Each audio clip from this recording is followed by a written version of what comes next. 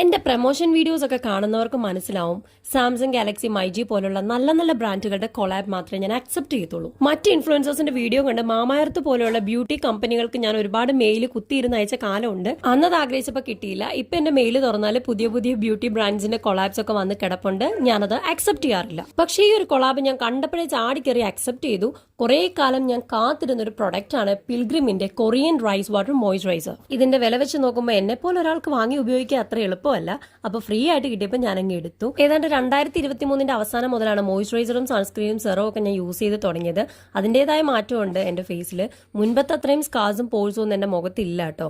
ഇതിന്റെ കൂടെ തന്നെ വന്നിട്ടുണ്ടായിരുന്നായിരുന്നു ഒരു ഗ്ലോ ബോഡി ലോഷൻ. അതും പിൽഗ്രിമിന്റെ തന്നെയാണ്. വേൾഡ്സ് ബെസ്റ്റ് ബ്യൂട്ടി സീക്രട്ട് ആയിട്ടുള്ള സ്പാനിഷ് സ്ക്വലൈൻ അഥവാ ഒലിവിൽ നിന്ന് തയ്യാറാക്കുന്ന ഒരു ബ്യൂട്ടി ഇൻഗ്രീഡിയന്റ് ആണ് ഇതിനുള്ളിലുള്ളത്. പിന്നെ നിയാസിനമൈഡും ഇതിൽ അടങ്ങിയിട്ടുണ്ട്. കൊറിയനും സ്പാനിഷും ഒക്കെ ഇട്ടിക്കഴിഞ്ഞപ്പോൾ ആക്രാന്തം മൂത്ത് വാരി തേച്ച് ഞാനൊരു മണ്ടത്തരം കാണിച്ചു. കാര്യം സൺസ്ക്രീൻ തേക്കാതെ പുറത്തേക്ക് പോയി.